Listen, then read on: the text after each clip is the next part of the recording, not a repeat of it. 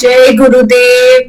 गुरु ब्रह्मा गुरु विष्णु गुरुदेवो महेश्वरा, गुरु साक्षात पर ब्रह्म तस्मै श्री गुरुवे नमः।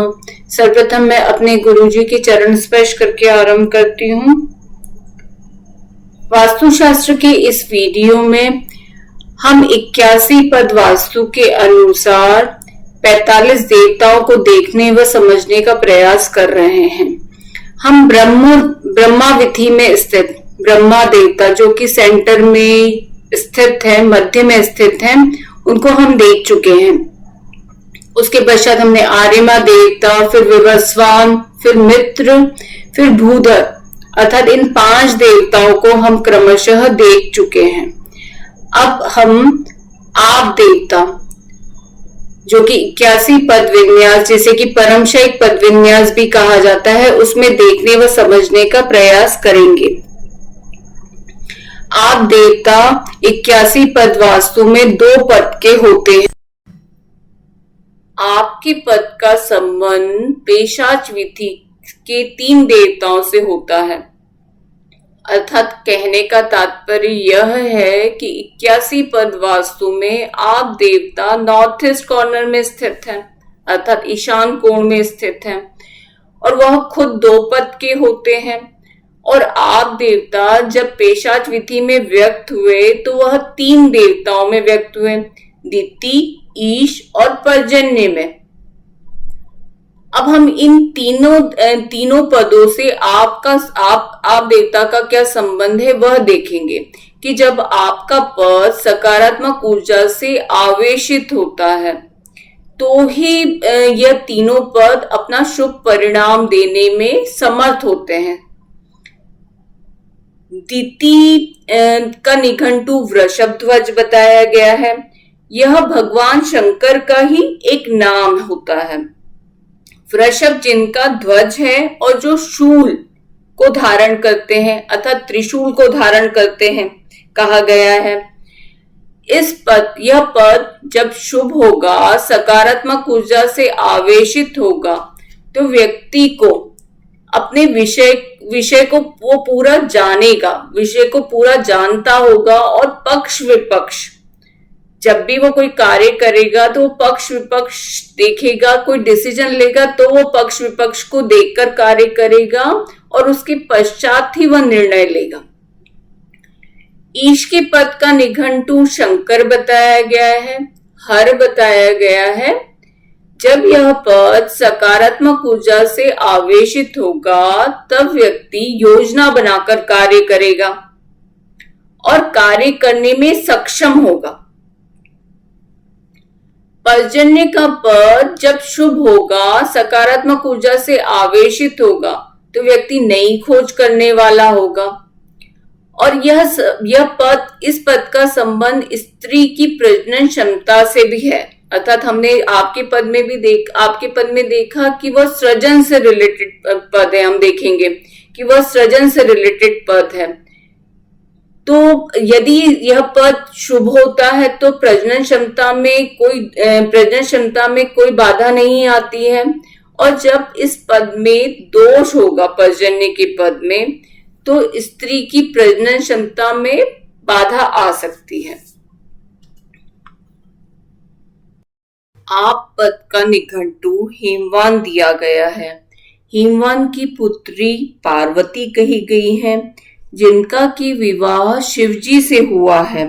यह भगवान शिव का ही एक रूप है, जिसे हम अर्धनारीश्वर के नाम से जानते हैं।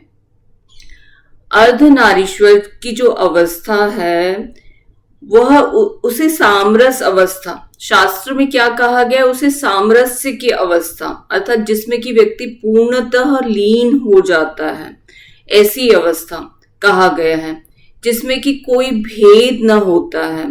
इस अवस्था में शिव व शक्ति जो है वो अभेद होते हैं, उन्हें एक दूसरे से अलग नहीं किया जा सकता है।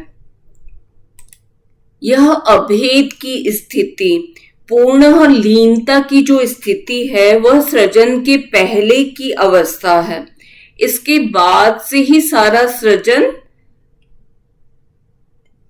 स्टार्ट होता है, सारा सृजन होना ही इसके बाद से ही होता है, इसके बाद ही सारा विकास भी हुआ है।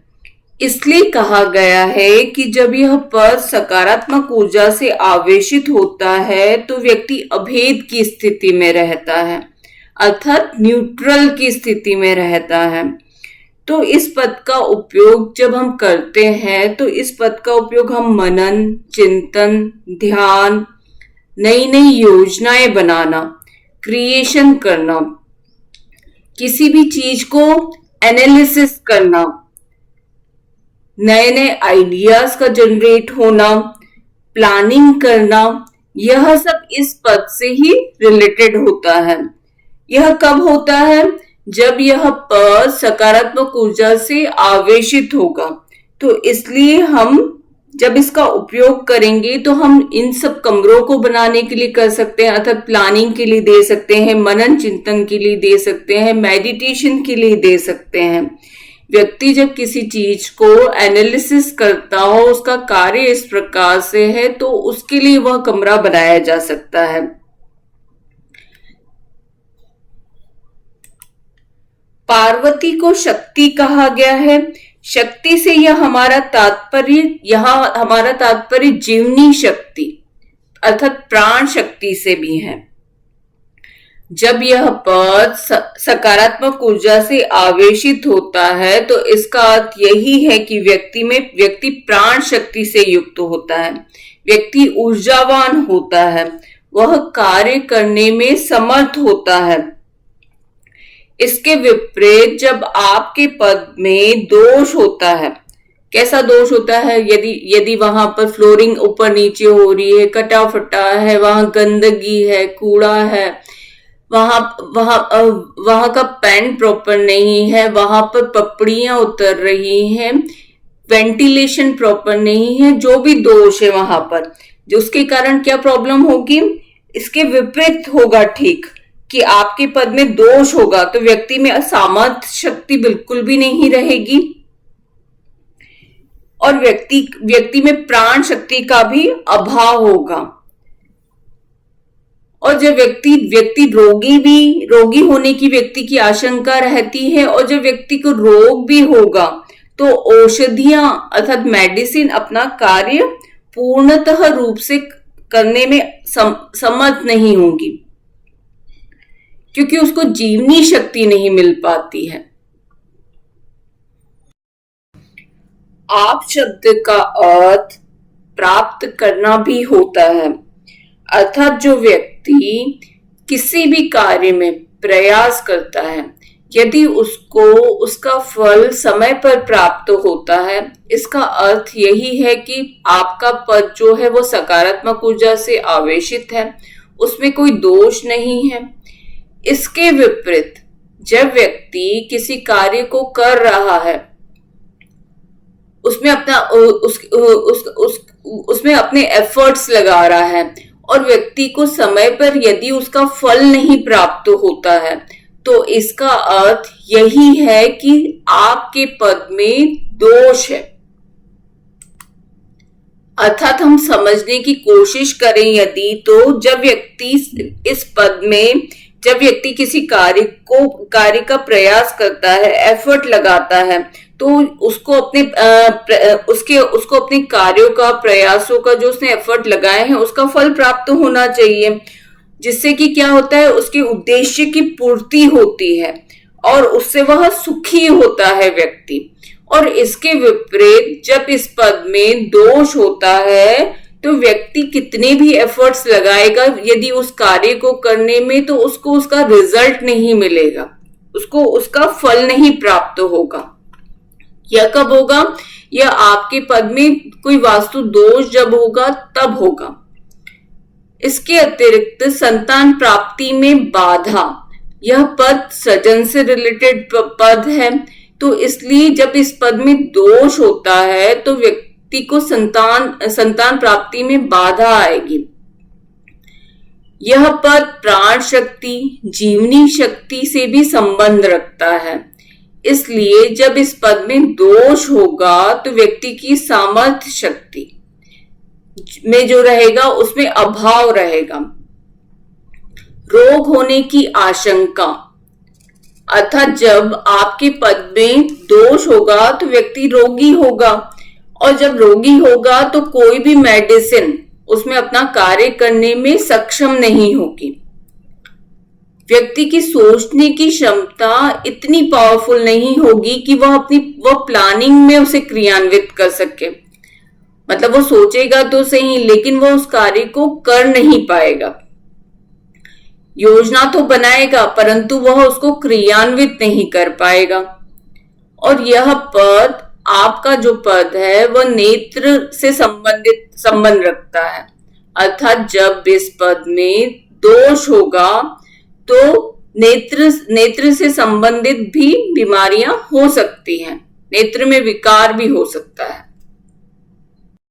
जब आपके पद में कोई वास्तु दोष हो तो सर्वप्रथम हमें उन दोषों को दूर करना है। वास्तु दोष किस प्रकार के, जैसे मर्म का दोष है, शल्य का दोष है, रंग प्रॉपर नहीं है, पेंट उतर रहा है, पपड़ियां उतर रही है, गंध का दोष है, वेंटिलेशन प्रॉपर नहीं है उस जगह पर, गंदगी हो रही है, जो भी वास्तु दोष है वहां पर पहले आपको उन दोषों को दूर करना चाहिए।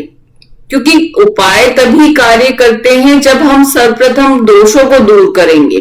अगर आप ये सोचेंगे कि पहले उपाय कर दें, दोष वहीं के वहीं है, तो वो अपना रिजल्ट नहीं देंगे आपको। यदि आप रिजल्ट चाहते हैं तो पहले दोषों को दूर करना रहता है। उसके लिए तो पहले वास्तु दोष ठीक करेंगे हम, फिर उसके पश्चात उपाय करेंगे, तो ही तब वह पद अपना गुण, जो उसका प्रॉपर गुण है, वह देने में समर्थ होता है। तो सबसे पहले नकारात्मकता दूर करें उस पद की, फिर उसके पश्चात अंकुश का चिन्ह लगा सकते हैं। वहां पर अंकुश का चिन्ह लगाने का तात्पर्य है कि विधि विधान से शुभ मुहूर्त में भूमि के अंदर स्थापित किया जा सकता है। सर्वप्रथम आपको शुभ मुहूर्त में उस अंकुश को सोने का बनवाकर, चांदी का बनवाकर, अगर चाहे तो कॉपर प्लेट, चांदी की प्लेट या सोने की प्लेट पर 3 inch by 3 inch, 5 inch by 5 inch plate बनवाकर उस पर चिन्ह भी बनवा सकते हैं अंकुश का। यह तो घर के लिए हुआ कि यदि घर है, बंगलो है, तो वहां पर आप ये चीज कर सकते हैं, भूमि के अंदर लगा सकते हैं। परंतु यदि किसी का फ्लैट है तो उसे क्या करना चाहिए?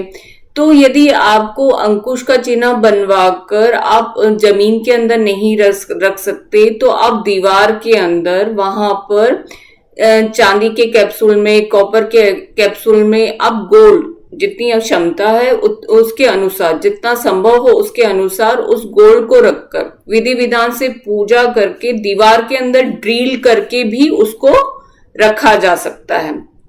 वो भी पॉजिटिव इफेक्ट देगा।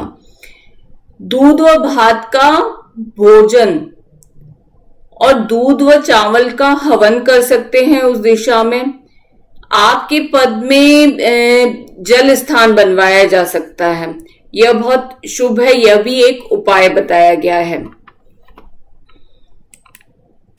अब प्लानिंग के अनुसार उपयोग क्या करने हैं, कौन कौन से हम कमरे, रूम्स वहां पर बनवा सकते हैं। तो यह पद मनन चिंतन के लिए बहुत अच्छा है, ध्यान के लिए बहुत अच्छा है। मेडिटेशन रूम बनवाया जा सकता है, यहाँ पर जल स्थान बनवाया जा सकता है, ठंडी वस्तुओं को रखने का स्थान बताया गया है। औषधि अर्थात मेडिसिन रखी जा सकती है इस पद में।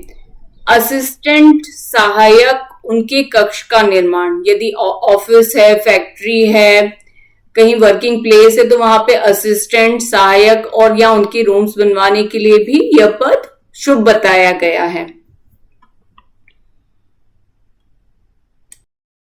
इस प्रकार से हमने इस वीडियो में आप देवता को देखने समझने का प्रयास किया। इसके पश्चात के वीडियो में हम आपवत्स देवता को देखेंगे। अब इस वीडियो को समाप्त करने की आज्ञा दीजिए। जय गुरुदेव।